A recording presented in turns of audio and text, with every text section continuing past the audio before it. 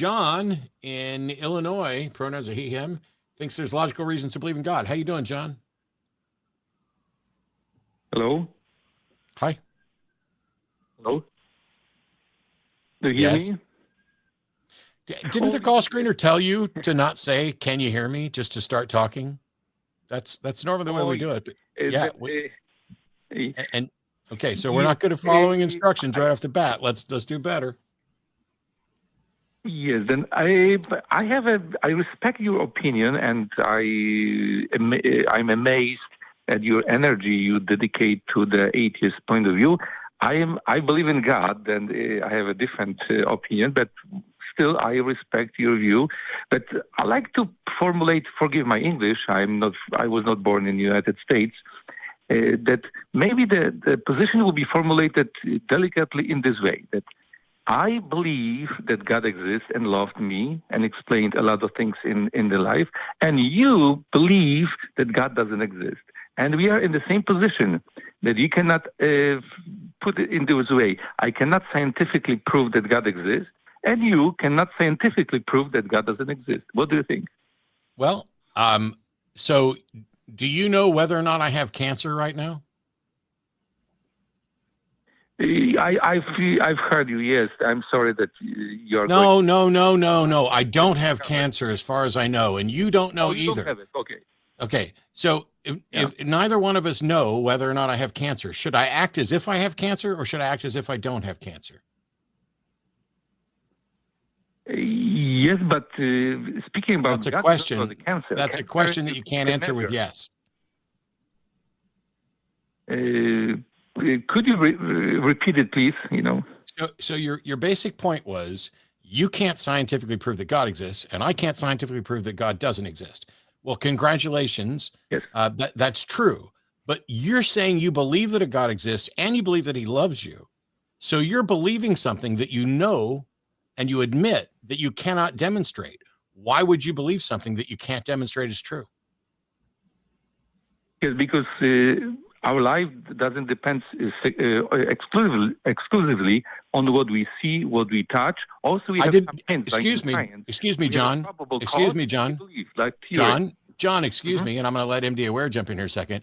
I didn't say anything at all about what we could see, what we could touch. You ignored the sentence and statement that I made and the question that I asked in order to argue some different point.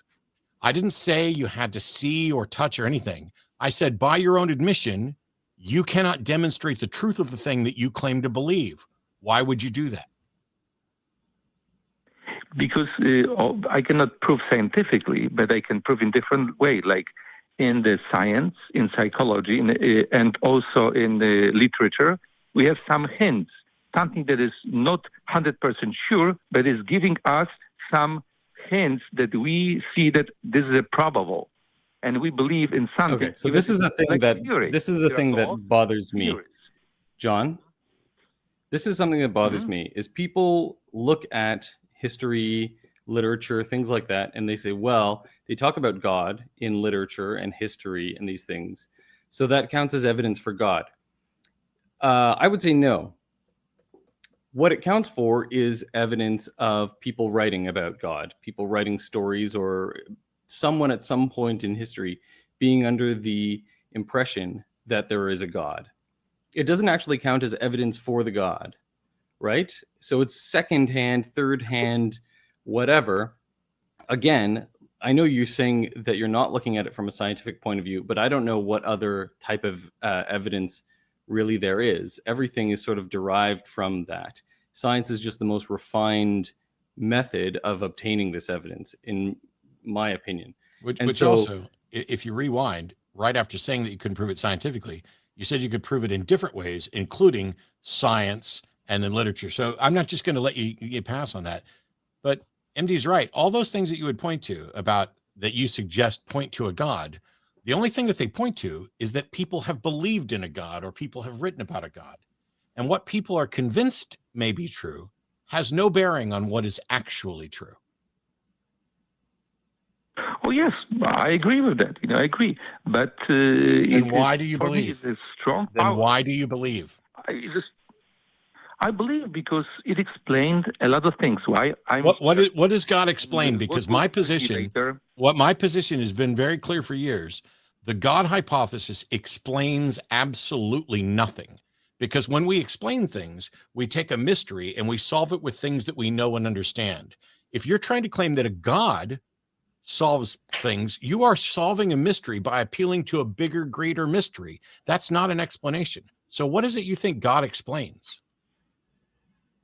Explains, for instance, because without our eternal life and God's existence, we don't have an eternal life. Yes, if there's no eternal life, there is no reason to live. You know, if I will not. No, John. Simple, John, like John. Animals. No, John, that's absolute bullshit, John. It's absolute bullshit. I don't believe I have an eternal life. I have no reason to think I have an eternal life.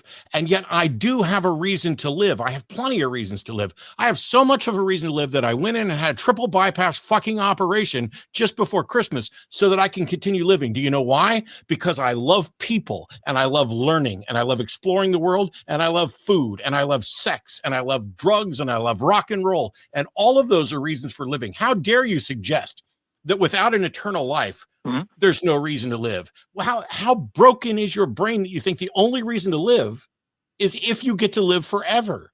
What? That's like saying there's no reason to eat because I'm just going to have to eat again tomorrow. There's no reason to buy a new vehicle because it's eventually going to end up in a junkyard. That's one of the most absurd things you could say to somebody who just got out of surgery. If you hear yourself, you simply describe yourself as a hedonist. Because I don't think about sex as a sex. I think about loving other person, woman. Hey, jackass, shut up and listen. Shut up and listen for a second. I started with, I love life, I love people, I love learning, I love exploring. I added other things, and you dishonestly decided to suggest that I'm a hedonist, which dishonestly suggests that there's something wrong with hedonism. What's wrong here is you. But I don't think that you have a reason to be upset. Simply, I understand that it's exchange of the views. And you present your view, okay. I present my view, and I try to do it. I no longer give a fuck about your view. You know why? Because when I ask you why you should believe something, you keep coming up with garbage reasons, including, well, without eternal life, there's no reason to live. That's just simply false. I have plenty of reasons to live. And when I point them out, you want to accuse me of being a hedonist as if there's something wrong with that, even though I'm not. You're not listening, John. What reason should any of us believe? Give me a reason why somebody should believe there's a God. Reason to use the bad language if I... Okay, go fuck yourself, John. I'm hanging up on you now. You don't tell me what kind of fucking language to use. That is the cowardly way out.